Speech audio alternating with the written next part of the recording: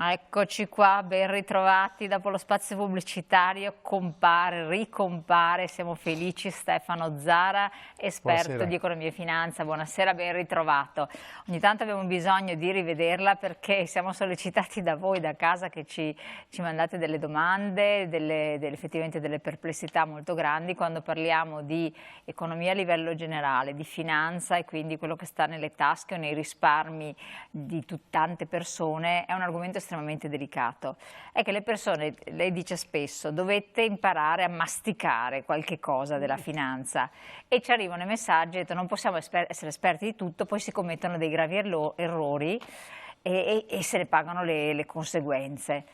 Allora le persone non sanno più dove affidarsi, a chi affidarsi, vogliono avere da lei i quadri generali per capire dove vado a parare. Facciamo una premessa, che tutto, non esiste un libro, una volta si vendeva ed è stato venduto per molti anni il manuale di economia e finanza che è stato venduto anche ai risparmiatori, no? Perché dava delle regole utili su come districarsi nei meandri di quella che era l'offerta e per cominciare a capire in maniera consapevole il funzionamento dei mercati.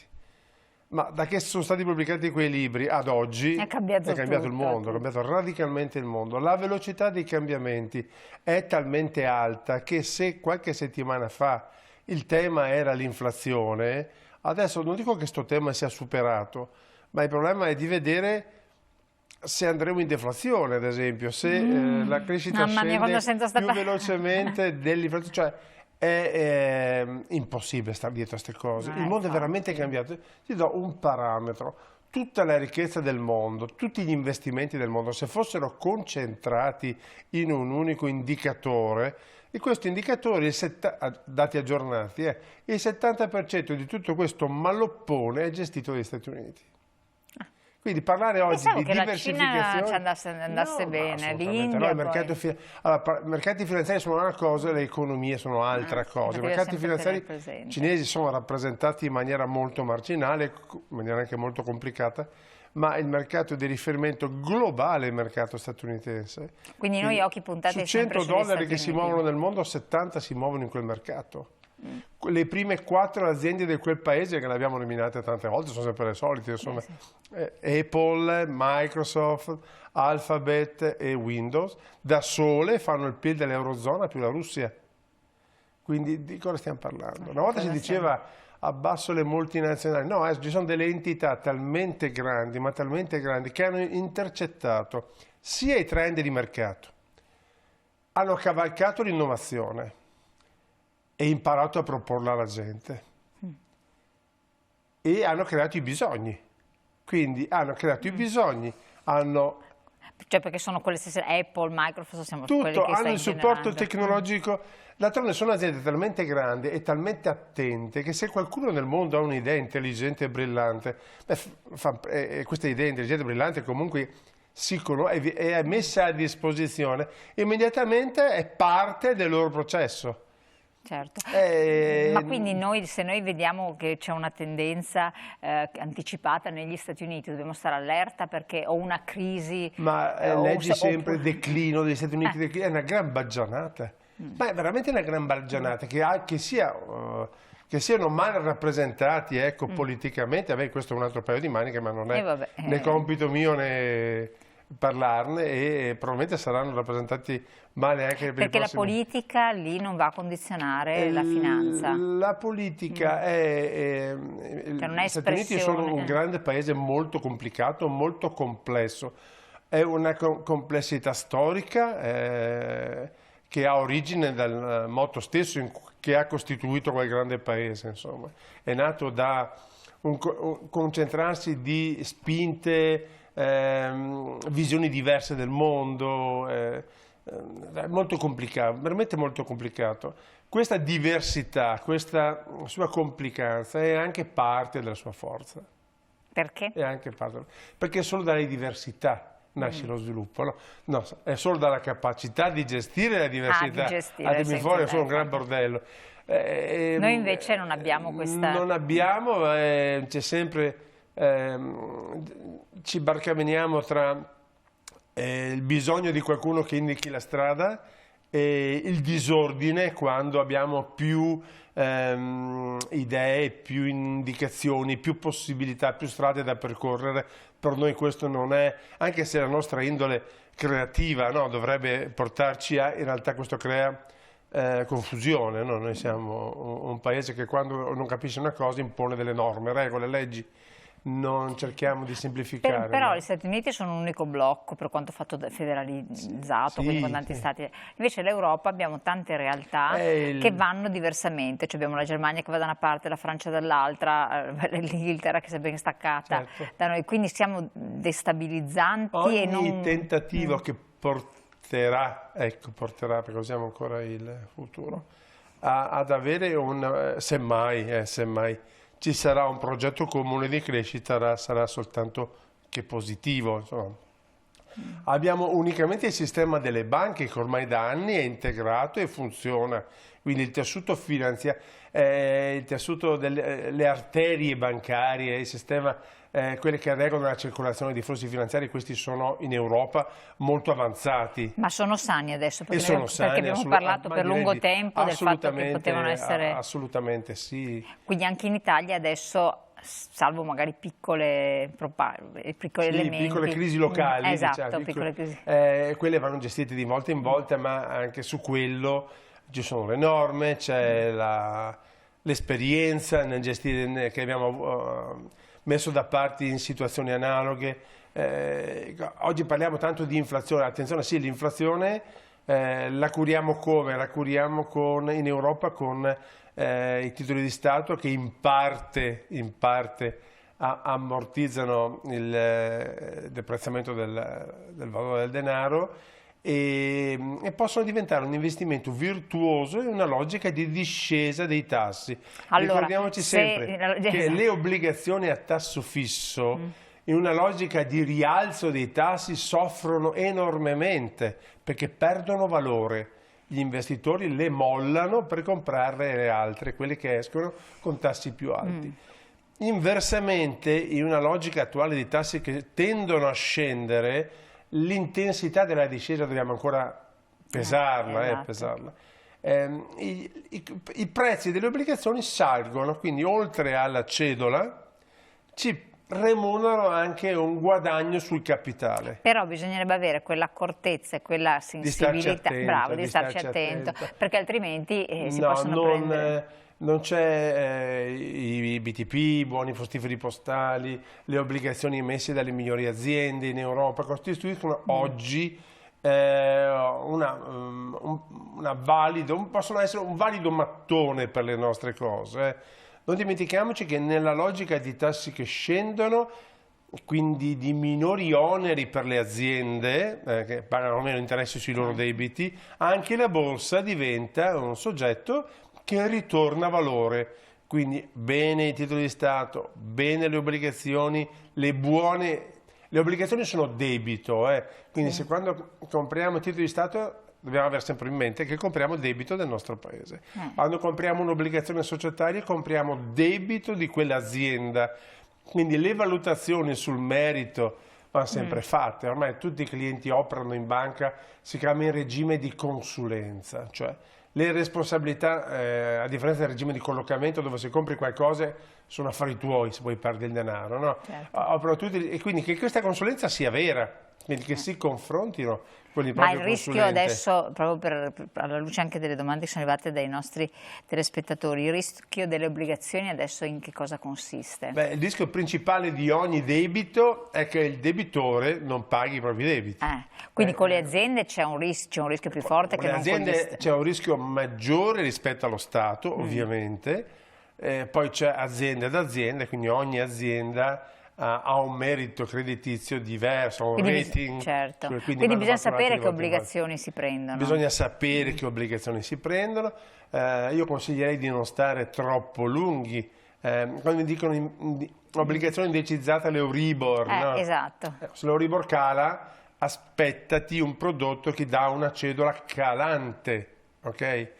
Ci sono anche prodotti strutturati, ti permettono, ti consentono di accedere ai mercati azionari fornendoti anche una protezione al capitale, purché e sono investimenti che hanno una durata di almeno 5-6 anni. Anche questi sono di azionari però? Sì, azionari, dove è fornito anche un servizio di protezione sul capitale investito. Una specie di assicurazione? No, una protezione. È una protezione vera e propria, si compra all'interno di questo prodotto un derivato che per la durata del contratto... No, io quando sento parlare di derivati... I derivati sono come gli antibiotici, nel senso, a volte sono utili. Prodotti che vanno capiti, ecco, dico sempre, mai prendere ciò che non si capisce, non aver paura della borsa, insomma. Lo scorso anno i maggiori danni sono stati fatti dagli investimenti obbligazionari.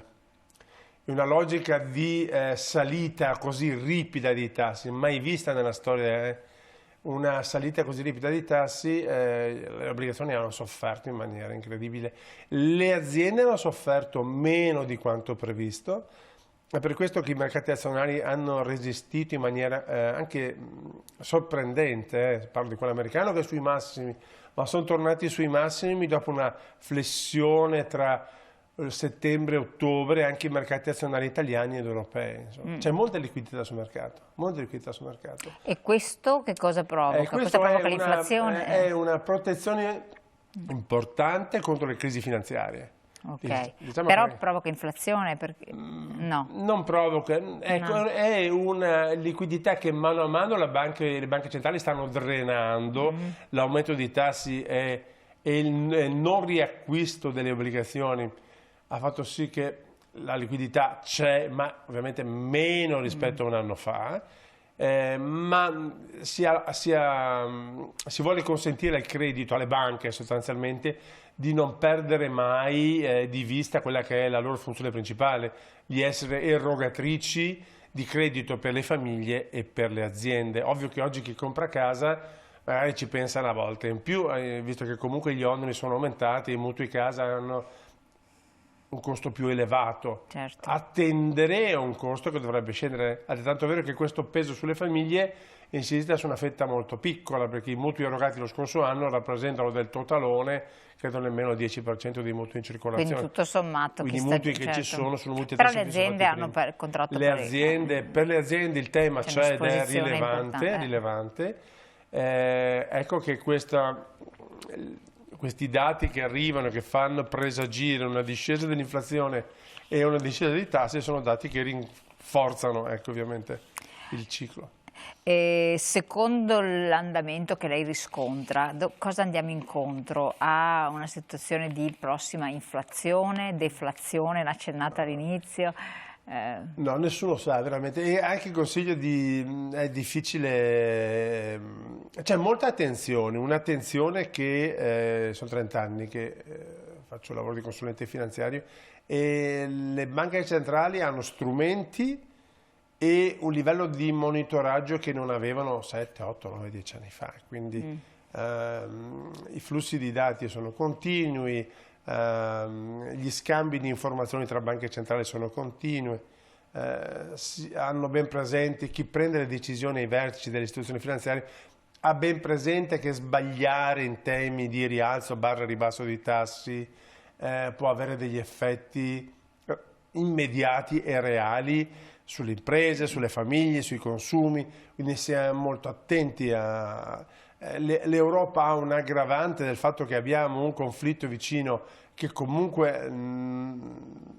è un assordante rumore di fondo che ce l'abbiamo in casa, quindi bisogna da una parte... Speriamo che resti assordante il rumore di fondo e non diventi altro, perché il timore che possa degenerare... È una situazione in Medio Oriente che sembra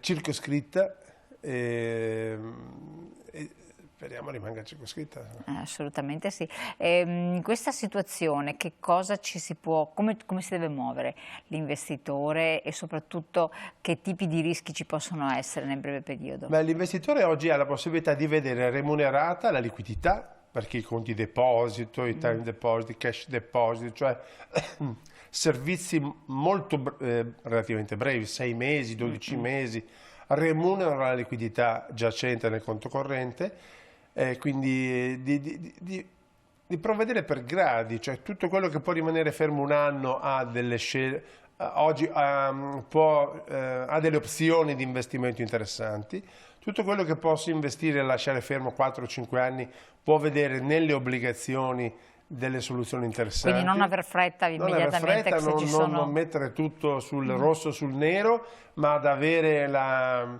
consapevolezza di cominciare a lavorare anche per obiettivi temporali.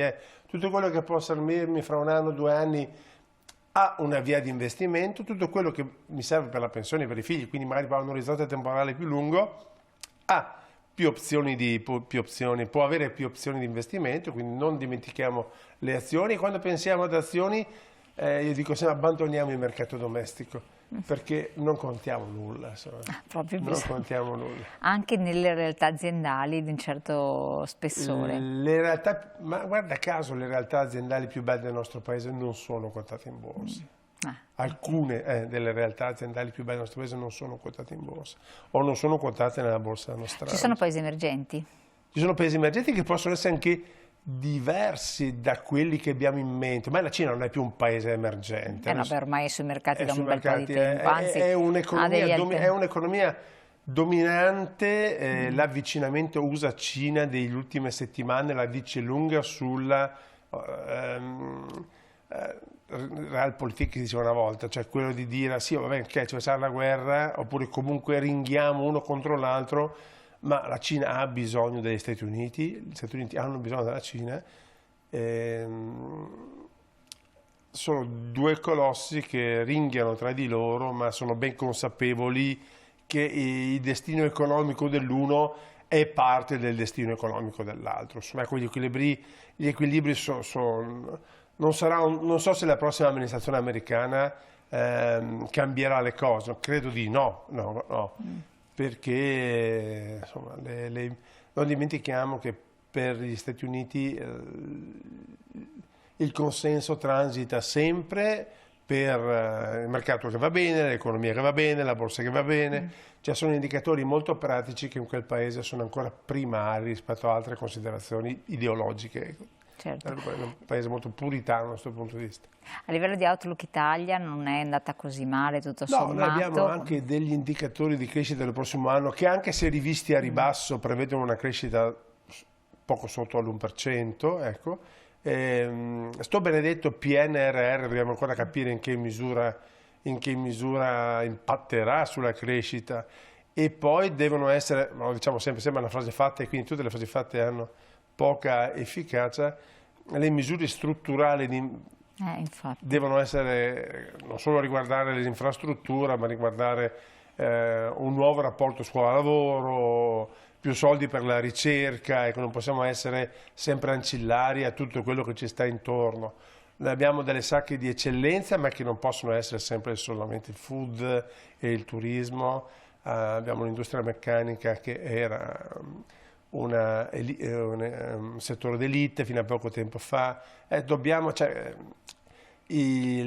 programmazione in un paese e in una realtà complessa come quella attuale non è una cosa che mi sembra le amministrazioni degli ultimi 2-3 governi hanno preso in mano in maniera compiuta. Vuoi perché c'era un'emergenza, vuoi perché c'era un'altra emergenza, vuoi perché c'era un'altra emergenza ancora, però bisogna farle. La svolta green di cui tanto si parla è fondamentale. Ha un costo però altissimo. Ha un costo alto, ma e non è un'opzione. Non è un'opzione. Quindi non si torna più indietro. Non è un'opzione. Anche se in parte, che vogliono ammettere o no, sembra che abbia un po' danneggiato certi paesi comunque. Sì, ma messo un po' in crisi anche la Germania stessa. È una cosa talmente importante. Ma ideologicamente importante oppure realmente? Che poi sentendo diverse voci dicono... Concretamente importante, perché le case di investimento oggi non investono nell'azienda Stefano Zara se non hai parametri ESG coerenti con tutto. Quindi per tutte le aziende è un po' un monito, attenzione. Sì, io che sono un grande fondo di investimento, BlackRock è un fondo di investimento tra i più grandi al mondo, che ho perso di misura il numero di zeri che ci vuole per indicare la massa di denaro che investe in questo fondo, è comunque enorme, infinita, che esista un'entità privata che amministra una mole di ricchezza così smisurata era inconcepibile fino a 10 anni fa. Beh, BlackRock, se decide di non investire più nelle aziende coerenti con i parametri ESG, causa a queste aziende un grosso danno economico oltre che di immagine. Quindi queste aziende, per vedere sempre questa BlackRock o comunque le case di investimento che partecipano alla loro attività, devono essere in linea. Quindi non è più un massimo impegno, no, no. Deve esserci Deve coerenza, esserci attenti ai famosi parametri. episodi di greenwashing, nel senso che mi do una parvenza di, ma no, deve essere... Vengono sgamati, tra virgolette. Vengono sgamati in maniera cruenta, cruenta e senza via di scampo. È una tendenza irreversibile e che cambierà la nostra vita. Beh, in un modo o nell'altro sì, speriamo che comunque di sopravvivere, perché come dicevo i costi sono molto elevati e sembra che questo comporti anche una discriminazione rilevante, una netta separazione ancor più tra fasce sociali e di reddito. Per chi potrà permetterselo e chi invece no, e quindi resti marginale in un contesto sociale oppure non resti Poi tale. Resta sempre il grande paradosso di fondo, no? Che quasi tutte le economie emergenti oggi, basta accendere la TV e fare un po' di zapping e vedere qual è la realtà delle zone industriali ancora oggi cinesi o comunque della Malesia, dell'Indonesia, della Thailandia, dove si lavora ancora il tessile. Cioè, qual è la realtà della gente che ci vive, della gente che ci lavora e dei posti di lavoro, per capire che se da una parte c'è una sorta di